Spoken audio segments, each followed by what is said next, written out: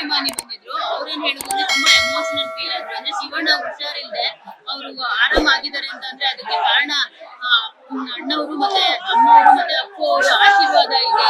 ಅದಕ್ಕೆ ಶಿವಣ್ಣ ಹುಷಾರಾಗಿದ್ದಾರೆ. ಅವರೆಲ್ಲರೂ ಶಿವಣ್ಣ ಹುಷಾರ್ ಮಾಡಿದ್ದಾರೆ ಅಂತ ಹೇಳಿದ್ರು. ಅದೊಂದ್ ರೀತಿ ಎಮೋಷನಲ್ ಆಗಿತ್ತು. ಅವರು ಕಣ್ಣೀರ್ ಹಾಕಿದ್ರು. ಖಂಡಿತ. ಯಾಕಂದ್ರೆ ಎಲ್ಲರೂ ನಾವು ಇಡೀ ಫ್ಯಾಮಿಲಿನೇ ನಾವೇನು ಅಭಿಮಾನಿ ದೇವ್ರುಗಳಂತ ಯಾಕೆ ಅದು ಇವತ್ತು ನಾವು ಮಾಡಿದಾಗ ಎಲ್ಲಾ ಅಭಿಮಾನಿಗಳು ಪೂಜೆ ಮಾಡಿದ್ರು, ಇದು ಮಾಡಿದ್ರು. ಫ್ಯಾಮಿಲಿ ಗೀತಾ ಸಪೋರ್ಟ್ ಇತ್ತು, ನಮ್ಮ ಮಕ್ಕಳ ಸಪೋರ್ಟ್ ಇತ್ತು, ಏನೇ ಫ್ಯಾಮಿಲಿ ಸಪೋರ್ಟ್ ಇದ್ರು. ಅಭಿಮಾನಿ ದೇವ್ರುಗಳಿದ್ರಲ್ಲ ಅವ್ರ ಸಪೋರ್ಟ್ ಹಾಗೂ ಮೀಡಿಯಾ. ಯಾಕಂದ್ರೆ ಏನೇ ಆದ್ರೂ ಮೀಡಿಯಾದವ್ರು ಏನ್ ಬೇಕಾದ್ರೆ ಮಾಡ್ಬೋದಾಗಿತ್ತು, ಏನ್ ಬೇಕಾದ್ರೆ ಮಾಡ್ಬೋದು. ಬಟ್ ಎಲ್ಲದಕ್ಕೂ ಪ್ರೀತಿ ತೋರಿಸ್ಕೊಂಡ್ ಬಂದ್ರು. ಸೊ ಇಡೀ ಜನ ನಮ್ ಜೊತೆ ಇದ್ರು. ಅಫ್ಕೋರ್ಸ್ ಅಪ್ಪಾಜಿ ಅಮ್ಮ ಅಪ್ಪು ಇದ್ದಿದ್ರು. ಅಟ್ಲೀಸ್ಟ್ ಖಂಡಿತ ಅವನೇ ಬರ್ತಿದ್ದ ಜೊತೆಲಿ.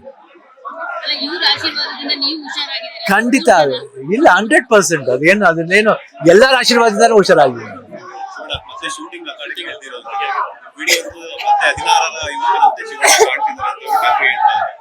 ಏನ ಪವರ್.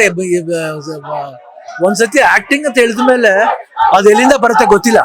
ಐ ಥಿಂಕ್ ಬಹುಶಃ ಅದು ಆಶೀರ್ವಾದ, ಎಲ್ರ ಆಶೀರ್ವಾದನೇ ಕಾರಣ. ಅದು ಎಲ್ಲಿಂದ ಬರುತ್ತೆ ಪವರ್ ಅದು. ಬಟ್ ಇವತ್ತು ಏನು ಸುಸ್ತಾಗಲ್ಲ ಆ ಟೈಮ್ ಮಾತ್ರ. ಯಾವಾಗ ಫ್ರೀ ಆಗಿರ್ತೀನಿ ಅವಾಗಲೇ ಬೇಜಾರು.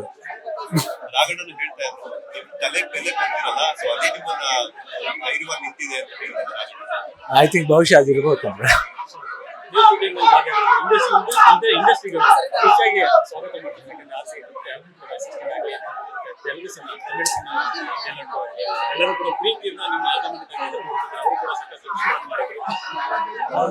ಖುಷಿ ಆಯ್ತು. ಅಭಿಮಾನಕ್ಕೆ ಯಾವತ್ತು ನಾವು ಚಿರುಣಿ ಅಲ್ವಾ. ಯಾವತ್ತು ಅಭಿಮಾನ ಯಾಕಂದ್ರೆ ಹುಟ್ಟಿದ್ದೆ ಚೆನ್ನೈ, ಅವಾಗ ಮದ್ರಾಸ್ ಅಂತ ಕರಿತಿದ್ದೆ. ತಿರ್ಗಾ ನನಗೆ ಆಪರೇಷನ್ ಆಗಿ ಒಂದು ರಿಯಲ್ ಲೈಫ್ ಅಂತ ಹೇಳಿದ್ರೆ ತಪ್ಪಾಗಲ್ಲ. ಅದು ಮಯಾಮಿ, ಅದು 2 ಎಮ್ಮೆ ನೋಡಿ, ಅಕ್ಷರ 2 ಎಮ್ಮೆನು. ಬಟ್ ಅದೇನೋ ಒಂದು ಎಮ್ಮೆ ಆಗಿ ಬಂದಿದೆ. ಸೊ ಅದಕ್ಕೆ ಇಂಡಸ್ಟ್ರಿಯಲ್ಲಿ ಎಲ್ಲ ಯಾವುದೇ ಆಗ್ಲಿ ಕಲೆಗೆ ಭಾಷೆ ಅನ್ನೋದಿಲ್ಲ. ಎಲ್ಲಾರು ಬಂದು ಇವತ್ತು ನಮ್ಗೆ ಅಷ್ಟು ಪ್ರೀತಿ ಮಾಡ್ತಿದ್ರು. I think I am blessed.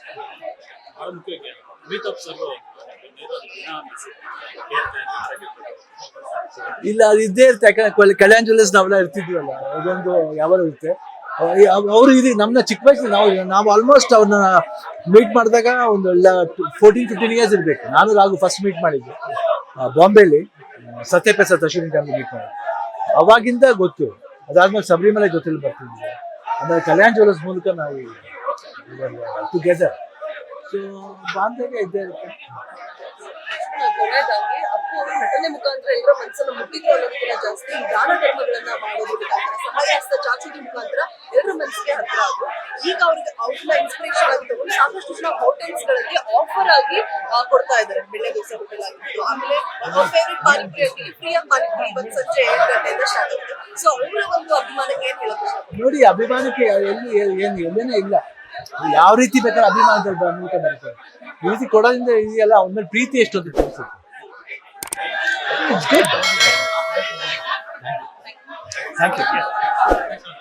Latest ಹಾಗೂ ಇಂಟ್ರೆಸ್ಟಿಂಗ್ ಸುದ್ದಿಗಳಿಗಾಗಿ ಬಾಸ್ ಟಿವಿ ಕನ್ನಡ ಚಾನೆಲ್ನ ಸಬ್ಸ್ಕ್ರೈಬ್ ಮಾಡಿ. ಹಾಗೆಯೇ ಬೆಲ್ ಐಕಾನ್ ಪ್ರೆಸ್ ಮಾಡಿ. ಇದರ ಜೊತೆಗೆ ಫೇಸ್ಬುಕ್, ಇನ್ಸ್ಟಾಗ್ರಾಮ್, ಎಕ್ಸ್ ನಲ್ಲೂ ಮಿಸ್ ಮಾಡದೆ ಫಾಲೋ ಮಾಡಿ.